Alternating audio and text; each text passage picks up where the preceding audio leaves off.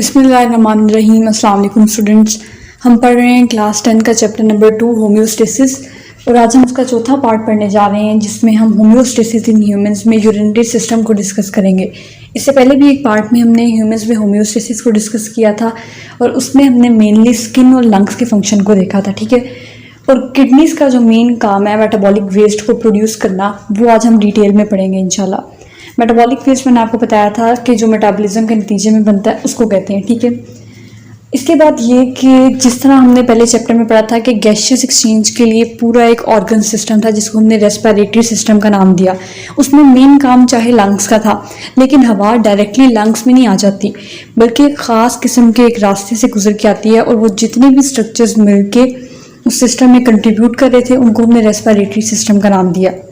बिल्कुल इसी तरह आज हम पढ़ेंगे एक्सक्रीटरी सिस्टम को। और चाहे हम जानते हैं कि एक्सक्रीटरी सिस्टम में मेन रोल किडनीज़ का है, लेकिन फिर भी इसके अलावा भी काफ़ी स्ट्रक्चर्स हैं, क्योंकि जो यूरिन वगैरह जो भी चीज़ें आपकी बॉडी में मेटाबॉलिक वेस्ट के तौर पे बनती हैं उनको बॉडी से डायरेक्टली किडनी से निकाल के नहीं बाहर फेंका जा सकता, बल्कि उसके लिए भी एक पाथवे है, ठीक है। तो इस पूरे पाथवे को हम एक्सक्रीटरी पाथवे कहते हैं या यूरिनरी सिस्टम कहते हैं। स्टार्ट करते हैं यूरिनरी सिस्टम ऑफ ह्यूमंस को।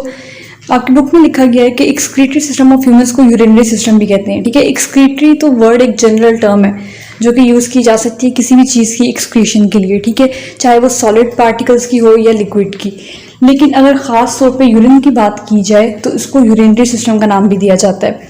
लेकिन इसका रोल जो है वो दोनों की फॉर्मेशन में, फीसेस की फॉर्मेशन में भी और यूरिन की फॉर्मेशन में भी। अब इस यूरिनरी सिस्टम में क्या आ जाता है, एक तो किडनीज़ का एक पेयर आ जाता है, ठीक है। 2 किडनीज़ होती हैं आपकी बॉडी के अंदर, और उनसे छोटी सी ट्यूब्स होती हैं जो कि इस सारे वेस्ट को लेके जा रही होती हैं नीचे। उनका नाम है यूरेटर्स, क्योंकि 2 किडनीज़ हैं तो यूरेटर्स भी 2 ही होंगे, ठीक है, एक पेयर होगा यूरेटर्स का।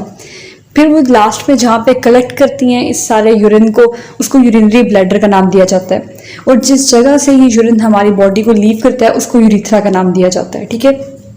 किडनीज का काम है कि इन्होंने ब्लड को फिल्टर करके यूरिन प्रोड्यूस करना है, और उसके अलावा फीसेस वगैरह जो भी मेटाबॉलिक वेस्ट है वो बनाएगा। यूरेटर उसको लेके जाएंगे यूरिनरी ब्लैडर के पास। यूरिनरी ब्लैडर उसको टेम्परेरीली स्टोर करेगा, क्योंकि अगर यूरिनरी ब्लैडर ना हो तो आपको खुदा ना खास्ता हर थोड़ी देर बाद जब भी आप खाना खाएं तो आपको एक्सक्रीट करने के लिए जाना पड़े, ठीक है। यूरिनरी ब्लैडर जो है वो उसको थोड़े अरसे के लिए या थोड़े वक्त के लिए स्टोर कर लेता है, ताकि आप एक टाइम पे कुछ भी टाइम के बाद जाके उसको एक्सक्रीट आउट कर दें। लास्ट पे उसको जिस्म से बाहर निकालने के लिए जो स्ट्रक्चर है उसको यूरिथ्रा का नाम दिया जाता है। हम स्टार्ट करते हैं अब किडनीज को डिटेल में पढ़ना। किडनीज के स्ट्रक्चर के बारे में आपकी बुक में लिखा हुआ है कि ये डार्क रेड ऑर्गन है और बीन शेप्ड है। बीन शेप्ड कैसे होती है, जैसे लोबिया के बीज की होती है, ठीक है, जिस तरह आप आगे डायग्राम में भी देख सकते हैं। एक तो ये डार्क रेड होती है और उसके अलावा बीन शेप्ड स्ट्रक्चर होती है, मतलब दरमियान में एक साइड पे ये थोड़ी सी अंदर को कर्व हुई होती है। उसके अलावा ये कि इनकी लंबाई 10 सेंटीमीटर है और चौड़ाई 5 सेंटीमीटर है और थिकनेस इनकी 4 सेंटीमीटर है, ठीक है। वजन इनका होता है 120 ग्राम। एक किडनी का वजन 120 ग्राम है। आप देख सकते हैं कि 1 लीटर के अंदर जो है वो 1000 मिलीलीटर होते हैं, या 1 किलोग्राम के अंदर 1000 ग्राम्स होते हैं। तो अगर मैं आधा किलो को देखूं तो उसके अंदर 500 ग्राम है। इसी तरह 1 पाव में 250 ग्राम है। तो मतलब आपकी किडनीज का जो वजन है ना वो 1 पाव से भी आधा है, मतलब आधा पाव है तकरीबन, क्योंकि आधा पाव जो होता है वो 125 ग्राम्स होता है। ये लगभग उतना सा वजन रखती हैं। तो आपने थोड़ा रिलेट करके इसको याद कर लेना कि कितना वजन था किडनीज का। अब इनकी लोकेशन इसके बाद बताई गई है जब आपने इसको अटेम्प्ट करना है अपने पेपर के अंदर, क्योंकि किडनीज का जो स्ट्रक्चर है या जो इनका फंक्शन है ये बहुत इंपॉर्टेंट लॉन्ग क्वेश्चन है। तो आपने इसको डिटेल से लेके चलना है और हर एक पॉइंट में ऊपर हेडिंग देनी है। स्ट्रक्चर ऑफ किडनीज में सबसे पहले आपने उनका स्ट्रक्चर बताना है, फिर आपने उनकी लेंथ फिट वगैरह बतानी है, फिर आपने हेडिंग देनी है कि उनकी लोकेशन कहाँ है, ठीक है। लोकेशन के बारे में लिखा गया है कि ये आपकी एब्डोमिनल कैविटी में, मतलब पेट में, मतलब डायफ्राम के नीचे। डायफ्राम आपने पढ़ा था लंग्स वाले चैप्टर में कि लंग्स को नीचे एब्डोमिनल कैविटी से जो चीज़ सेपरेट करती है वो डायफ्राम है। और लंग्स जिस कैविटी के अंदर पाए जाते हैं उनको हम चेस्ट कैविटी कहते हैं, उनको हम सीना कहते हैं, और नीचे पेट की कैविटी होती है। अब ये जो किडनीज हैं ये लंग्स से नीचे पाई जाती हैं, डायफ्राम के नीचे, ठीक है। और दूसरी बात ये कि जो लंग्स हैं ये हमारे सीने की आगे वाली साइड पे होते हैं, ठीक है। ये हमारी आगे वाली चेस्ट वॉल की तरफ ज़्यादा होते हैं पीछे की निस्बत, लेकिन जो किडनीज हैं ये पीछे की तरफ पाई जाती हैं, कमर वाली साइड पे, ठीक है। पिछली दीवार के साथ या पिछली हमारी बैक वॉल जो है उसके साथ ये लगी हुई थी। They are placed against the back wall of abdominal cavity just below the diaphragm. Diaphragm के बिल्कुल नीचे पाई जाती हैं। और वर्टिब्रल कॉलम की एक साइड है, मतलब एक किडनी जो है वो आपकी रीढ़ की हड्डी की एक साइड पे है और दूसरी साइड पे है, ठीक है। अब इनकी प्रोटेक्शन किस तरह से प्रोवाइड की जाती है, तो इनकी प्रोटेक्शन प्रोवाइड करती हैं आखिरी 2 रिब्स। आपने पढ़ा था कि आपकी बॉडी के अंदर 12 रिब्स है, ठीक है। मैंने आपको स्टार्ट में बताया था जब हमने लंग्स के स्ट्रक्चर में उनकी बाहर की प्रोटेक्शन पड़ी थी, जिस तरह लंग्स को रिब्स प्रोटेक्शन प्रोवाइड कर रही थी, तो अब हम ये सोच लेते हैं कि पता नहीं एब्डोमेन में तो कोई भी बोनी स्ट्रक्चर नहीं है, कोई भी बोन नहीं है, तो इसके अंदर के ऑर्गन्स किस तरह से महफूज रहते हैं। तो आपने पढ़ा था कि जो आखिरी 2 रिब्स है ना वो आपके एब्डोमेन में आती हैं और शुरू की 10 जो है वो आपकी चेस्ट कैविटी में आती हैं। तो आखिरी 2 रिब्स जिनको फ्लोटिंग रिब्स भी कहा जाता है, क्योंकि वो पिछली साइड से तो अटैच होती हैं रीढ़ की हड्डी के साथ, लेकिन आगे वो आके जो दरमियान में आपके सीने की हड्डी है ना, स्टर्नम, जहाँ पे आपकी रिब्स आके मिल रही हैं, उसके साथ अटैच नहीं होती, तो इसलिए इनको आखिरी 2 रिब्स को फ्लोटिंग रिब्स भी कहा जाता है। यही जो फ्लोटिंग रिब्स हैं ये आपकी किडनीज को प्रोटेक्शन प्रोवाइड करती हैं, ठीक है। उसके बाद लिखा गया है कि लेफ्ट किडनी जो है वो थोड़ी सी हायर है अपनी लोकेशन में, मतलब वो थोड़ी सी ऊपर होती है राइट के मुकाबले में। अब ये भी थोड़ी सी बात आपने रिलेट करनी है लंग्स वाले चैप्टर से, कि लंग्स वाले में चैप्टर में आपने पढ़ा था कि जो राइट लंग है ना वो बड़ा है लेफ्ट लंग के मुकाबले में। वहाँ मैंने बताया था कि राइट लंग की 3 लोब्स होती हैं और लेफ्ट लंग की 2 लोब्स होती है, लेकिन यहाँ पे उनकी लोकेशन को डिस्कस किया गया है कि जो लेफ्ट किडनी है वो थोड़ी सी ऊपर है और जो राइट किडनी है वो थोड़ी सी नीचे है। अब अगर आप थोड़ी सी सेंस इस्तेमाल करें ना तो फिर याद करें कि राइट लंग जो था क्योंकि वो बड़ा था उसने ज़्यादा जगह ली हुई थी, तो ऑब्वियसली उसकी वाली साइड की किडनी थोड़ी सी नीचे होगी, लेकिन उसके मुकाबले में जो लेफ्ट लंग था वो थोड़ा सा साइज में छोटा था, इसलिए उस तरफ जो किडनी होगी वो थोड़ी ऊपर की तरफ होगी। मैं आपको इसलिए याद करा रही हूँ ताकि आप रिलेट कर सकें और ये कि इसका कॉन्सेप्ट भी ले सकें कि ऐसा क्यों है। बिला वजह तो कोई ज़रूरत नहीं थी कि लेफ्ट किडनी को ऊपर थोड़ा सा कर दिया जाता या राइट को नीचे कर दिया जाता। ये सिर्फ इस वजह से है क्योंकि इनके ऊपर जो लंग्स पाए जाते हैं उनके स्ट्रक्चर में थोड़ा सा उनके साइज में डिफरेंस आ रहा है, ठीक है। अब लिखा गया है इसके बाद वाली लाइन में कि जो कंकेव साइड है किडनी की वो फेस कर रही होती है वर्टिब्रल कॉलम को। अब कंकेव साइड क्या है, अगर आप अपने हाथ को एक प्याले की शक्ल दें तो ये जो आपके हाथ की एक प्याले वाली शक्ल मानिए इसको कंकेव साइड कहती हैं, और इसी प्याले को अगर आप उल्टा करें तो पीछे की तरफ जो एक नोक बनी हुई है या उभार बना हुआ है आपके उल्टे हाथ का वो कन्वेक्स शेप है, ठीक है। कनकेव साइड में आप इस तरह से याद रख सकते हैं, वैसे तो आपने फिजिक्स में 10th क्लास में आप कनकेव और कन्वेक्स लेंस और मिरर्स वगैरह पढ़ लिए होंगे, लेकिन कनकेव लेंस में दरमियान में थोड़ी सी अंदर की तरफ को गहराई होती है, ठीक है। लेकिन कन्वेक्स में क्या होता है कि दरमियान में उस स्ट्रक्चर के जाके बाहर की तरफ एक डेंट मौजूद होता है, बिल्कुल इस तरह जिस तरह मैंने आपके हाथ को मिसाल दी है कि अगर आप इसकी एक कूप बनाएं तो अंदर की तरफ जो है वो स्ट्रक्चर कनकेव शेप बनेगी और बाहर की तरफ कन्वेक्स बनेगा। अब आप किडनीज की इस डायग्राम में भी देख सकते हैं कि अंदर की तरफ जो साइड वर्टिब्रल कॉलम की तरफ है, मतलब जो आपकी रीढ़ की हड्डी की तरफ साइड है वो कनकेव है और जो बाहर की तरफ है वो कन्वेक्स है, ठीक है। अब इसी जगह पे यहाँ लिखा गया है कि ये कनकेव वाली जो जगह है इसके अंदर एक डिप्रेशन होता है, ठीक है, क्योंकि एक गहराई सी है ना, उसको हाइलम का नाम देते हैं या सिंगुलर हाइलस कहते हैं, ठीक है। इसको हाइलस कहा जाता है और ये भी वर्टिब्रल कॉलम की तरफ होता है। जैसे आप इस डायग्राम में भी देख सकते हैं कि जहाँ से ये रीनल आर्टरी और रीनल वेन निकल रही है यहाँ पे एक थोड़ा सा डेंट है या एक डिप्रेशन है जिसको किडनीज में हाइलम का नाम दिया जाता है, ठीक है। किडनीज की अब वो जगह जहाँ से यूरेटर लीव करते हैं, मैंने बताया था कि यूरेटर जो है वो किडनी के अंदर से जो भी यूरिन वगैरह बनता है उसको अवे लेके जाते हैं यूरिनरी ब्लैडर की तरफ। तो किडनीज का वो एरिया जहाँ से यूरेटर लीव करते हैं वो हाइलम ही होता है, ठीक है। जितने भी दूसरे स्ट्रक्चर्स हैं, रीनल आर्टरी, रीनल वेन या जो भी नर्व्स वगैरह आपकी किडनी के अंदर आ रही हैं या उसके अलावा रीनल पेल्विस वगैरह, ये सब इस हाइलम वाले एरिया से बाहर निकलते हैं। आपकी बुक में किडनीज को 2 रीजन्स में डिवाइड किया गया है, एक है रीनल कॉर्टेक्स जो कि बाहर वाला एरिया है और एक है रीनल मेडुला जो कि सेंट्रल एरिया है, ठीक है।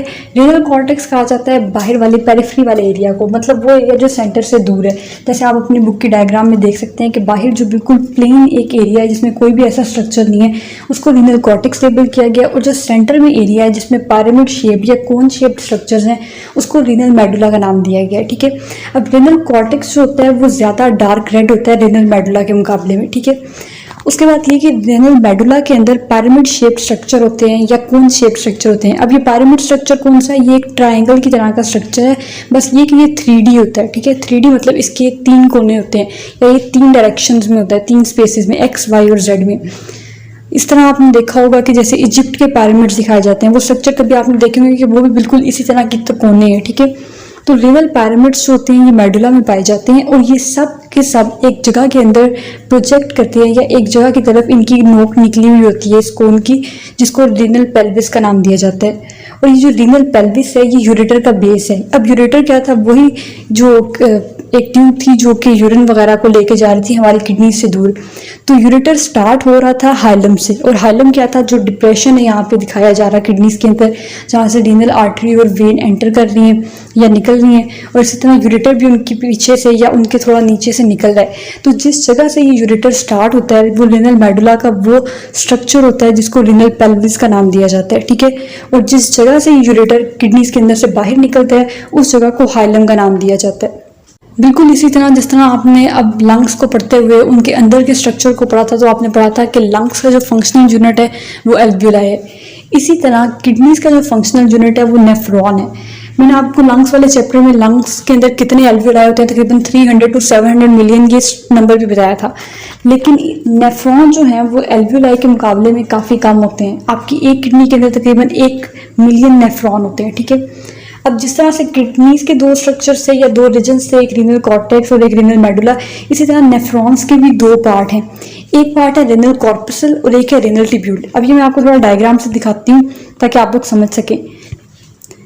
जो आपकी बुक में डायग्राम में आगे एक ब्लैक कलर का स्ट्रक्चर और उसके अंदर एक रेड स्ट्रक्चर दिखाया गया है, ये है रीनल कॉर्पसल, और बाकी जितना भी ट्यूब्स वाला एक स्ट्रक्चर है इसको रीनल ट्यूब्यूल का नाम दिया गया है। ये पूरा एक नेफ्रॉन का स्ट्रक्चर है। रेनल कॉर्पसल और रेनल ट्यूब्यूल मिलकर एक नेफ्रॉन बनाते हैं, ठीक है। अब रेनल कॉर्पसल के मजीद 2 पार्ट्स हैं। आप देख सकते हैं कि ये जो रेड सा स्ट्रक्चर है जिसके अंदर से 2 इस तरह से, जिस तरह से आर्टरीज निकल रही होती हैं, ऐसा स्ट्रक्चर दिखाया जा रहा है। ये है ग्लोमेरुलस, ठीक है। और इस ग्लोमेरुलस के गिर्द एक आधे कप की शक्ल में जो स्ट्रक्चर पाया जा रहा है, एक सी शेप्ड ब्लैक कलर का स्ट्रक्चर, उसको बोमन्स कैप्सूल कहा जाता है। वो इस ग्लोमेरुलस की सराउंडिंग्स होती हैं या वो इसको कवरिंग प्रोवाइड कर रही होती हैं। फिर यही बोमन्स कैप्सूल बाद में एक ट्यूब्यूल के साथ या एक ट्यूब के साथ जुड़ा हुआ होता है जिसको हम प्रॉक्सिमल कॉन्वोल्यूटेड ट्यूब्यूल का नाम देते हैं। कॉन्वोल्यूटेड मतलब ऐसी चीज जिसके अंदर जरा इधर उधर टेढ़ापन हो, ठीक है। और प्रॉक्सिमल वो चीज जो स्टार्ट में आती है या जो पहले आती है। तो प्रॉक्सिमल कॉन्वोल्यूटेड ट्यूब्यूल आगे जाके एक यू शेप्ड स्ट्रक्चर में कंटिन्यू करती है या एक यू शेप्ड ट्यूब बना लेती है जिसको हम लूप ऑफ हेनली का नाम देते हैं, ठीक है। अब जब प्रॉक्सिमल कॉन्वोल्यूटेड ट्यूब्यूल पहले नीचे की तरफ जाती है तो उसको लूप ऑफ हेनली का डिसेंडिंग लिम्ब कहा जाता है, ठीक है। लिम्ब मतलब एक टुकड़ा, एक हिस्सा। जैसे हम अपने जिस्म के अंदर कहते हैं कि जो बाजू और टांगे वगैरह है ये हमारे लिम्ब्स हैं। बाजुओं को अपर लिम्ब्स कहा जाता है और टांगों को लोअर लिम्ब्स कहा जाता है। तो जो नीचे की तरफ प्रॉक्सिमल कॉन्वोल्यूटेड ट्यूब्यूल से पाइप जा रहा है उसको डिसेंडिंग लिम्ब कहा गया है, और जो ऊपर की तरफ जा रहा है उसको असेंडिंग लिम्ब कहा गया है। और ये असेंडिंग और डिसेंडिंग लिम्ब मिलकर बनाते हैं loop of Henle. Descending limb और असेंडिंग लिम्ब जो है वो जाके ड्रेन हो जाते हैं एक और टेढ़े से स्ट्रक्चर में जिसका नाम है डिस्टल कॉन्वोल्यूटेड ट्यूब्यूल, ठीक है। अब डिस्टल का मतलब होता है जो चीज़ बाद में आती है, जो थोड़ा दूर होती है। अब प्रॉक्सिमल का मतलब था जो पहले आती है। जो बोमन्स कैप्सूल और ग्लोमेरुलस के बिल्कुल पास था उसको पीसीटी या प्रॉक्सिमल कॉन्वोल्यूटेड ट्यूब्यूल का नाम दिया गया, और जो उससे दूर है उसको डिस्टल कॉन्वोल्यूटेड ट्यूब्यूल या डीसीटी का नाम दिया गया। और ये जो डिस्टल कॉन्वोल्यूटेड ट्यूब्यूल है ये बाद में जाके खाली होता है कलेक्टिंग डक्ट में, और आप आगे पढ़ेंगे काफ़ी ज़्यादा कलेक्टिंग डक्ट मिलकर फिर रीनल पेल्विस में ड्रेन होते हैं, और रीनल पेल्विस से फिर वो यूरेटर के जरिए नीचे यूरिनरी ब्लैडर में ड्रेन हो जाते हैं। वापस आते हैं अपनी बुक की जो पेज में लिखा गया है उसको रीड करते हैं कि नेफ्रॉन के 2 पार्ट्स है, रीनल कॉर्पसल और रीनल ट्यूब्यूल। रीनल कॉर्पसल जो है वो ट्यूब्यूलर नहीं है, उसके अंदर आपने देखा कि एक कप शेप स्ट्रक्चर है और एक वो गोल सा स्ट्रक्चर है ग्लोमेरुलस। ग्लोमेरुलस जो है वो एक कैपिलरीज का नेटवर्क है, इसीलिए उसको रेड कलर से शो किया गया है। जबकि बोमन्स कैप्सूल जो है वो सिर्फ उसकी एक प्रोटेक्शन है जिसने ग्लोमेरुलस को इनक्लोज किया गया है, लेकिन वो पूरी तरह से उसको एक बंद डिब्बे की तरह जो है वो क्लोज नहीं कर लेता, बल्कि उसके अंदर आपने देखा था कि थोड़ा सा गैप था। वो गैप इसलिए था कि वहां से कैपिलरीज मतलब आर्टरीज या वेन्स वगैरह निकल रही थी या एंटर कर रही थी। उसके अलावा ये कि रेनल ट्यूब्यूल को अगर देखें तो उसके 3 पोर्शन थे। प्रॉक्सिमल कॉन्वोल्यूटेड ट्यूब्यूल जो बोमन्स कैप्सूल के फौरन बाद था, उसके बाद एक यू शेप स्ट्रक्चर है जिसको हमने लूप ऑफ हेनली का नाम दिया था, और लूप ऑफ हेनली के बाद डीसीटी या डिस्टल कॉन्वोल्यूटेड ट्यूब्यूल था। डिस्टल कॉन्वोल्यूटेड ट्यूब्यूल जाके ड्रेन हुआ कलेक्टिंग डक्ट में, और काफ़ी ज़्यादा कलेक्टिंग डक्ट मिलकर एक पेपिलरी डक्ट बनाते हैं, ठीक है। और पेपिलरी डक्ट जाके ड्रेन होती है रीनल पेल्विस में, और रीनल पेल्विस से वो कलेक्ट होकर चली जाती है यूरेटर के अंदर। इस डायग्राम के अंदर आप देख सकते हैं कि किडनीज और नेफ्रॉन का स्ट्रक्चर जो है वो कलेक्टिवली दिखाया गया है। किडनीज के अंदर भी आप देख सकते हैं कि कैसे रीनल कॉर्टेक्स वाला एक रीजन है, फिर रीनल मेडुला है, यूरेटर है, रीनल आर्टरी और वेन हाइलम वाली जगह से एंटर कर रही हैं और लीव कर रही हैं। रीनल पैरामिड्स दिखाए गए हैं। अब एक और मज़े की बात कि नेफ्रॉन्स कहाँ पाए जाते हैं। नेफ्रॉन्स को भी उन्होंने एक छोटा सा क्रॉस सेक्शन लेके या एक कट सेक्शन लेके किडनी का दिखाया है कि नेफ्रॉन इस तरह से पूरी किडनी के अंदर बिखरे हुए होते हैं। लेकिन एक मज़े की बात ये कि जो नेफ्रॉन्स है ना, ये ख़ास तरतीब से पाए जाते हैं। ये मैट्रिक लेवल तक तो बुक्स में नहीं लिखा हुआ, लेकिन एफएससी लेवल पे फेडरल बोर्ड की बुक में लिखा हुआ है कि जो रीनल कॉर्पसल वाला रीजन है ये पाया जाता है कॉर्टेक्स के अंदर। मतलब एक नेफ्रॉन का जो भी आगे वाला मुंह है ना, आप समझ लें, जिसके अंदर ग्लोमेरुलस और बोमेंस कैप्सूल था, वो कॉर्टेक्स वाले रीजन में होता है। और ये जो ट्यूब्स वाला स्ट्रक्चर है ये नीचे रेनल मेडुला के अंदर या रेनल पैरामिड्स के अंदर प्रोजेक्ट करता है। ठीक है, तो आपने इसकी लोकेशन याद रखनी है। एल्वियोलाई को अगर आप याद करें ना लंग्स केस में, तो वो इक्वली पाए जा रहे थे पूरे लंग्स के अंदर। उनके अंदर कोई ऐसा स्ट्रक्चर नहीं था कि ट्यूब इधर को होगी और जो ग्रोथ स्ट्रक्चर है वो इधर होगा। लेकिन किडनीज के अंदर बेसिकली नेफ्रॉन के अंदर जो है वो जो रेनल कॉर्पसल वाला स्ट्रक्चर है वो कॉर्टेक्स वाले रीजन में पाया जा रहा है, और जो रेनल ट्यूब्यूल वाला स्ट्रक्चर है वो रेनल मेडुला के अंदर पाया जा रहा है। ये इंतहाई इंपॉर्टेंट टॉपिक है। किडनी की डायग्राम आपने ज़रूर प्रैक्टिस करके देखनी है। उसके अलावा शॉर्ट क्वेश्चन के तौर पे आ जाता है ये जो नेफ्रॉन का स्ट्रक्चर है ना, इसकी डायग्राम भी बहुत इंपॉर्टेंट है और उसके तीनों पार्ट्स भी बहुत इंपॉर्टेंट है। शॉर्ट क्वेश्चन से आप कहेंगे ये एक इंतहाई आसान और इंटरेस्टिंग सा क्वेश्चन है, तो आपने इसकी दोनों डायग्राम्स अच्छी तरह तैयार करनी है। और नेक्स्ट पार्ट के अंदर हम पढ़ेंगे किडनी के फंक्शन को, जो कि इससे भी ज़्यादा इंपॉर्टेंट है और वो लॉन्ग क्वेश्चन के लिए ज़्यादा इंपॉर्टेंट है। तो मिलते हैं इंशाल्लाह नेक्स्ट पार्ट में। इसको अच्छी तरह पढ़ के आइएगा। अल्लाह हाफिज़।